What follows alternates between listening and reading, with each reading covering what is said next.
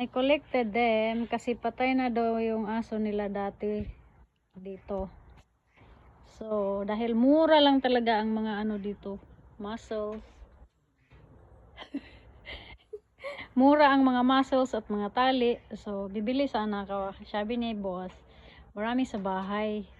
O edi hinanap ko kung saan. Ay, ito pala. Ano to siya? Mga na-stock bitaw. Tapos gifix na ho. Gifix na ho. Tapos ngayon, gumagana na siya. Kasi as in most of them, di na mugana ba yung mga ganito. Tapos, gipangbutangan o ganang kuan, oil. Na magana na tanan.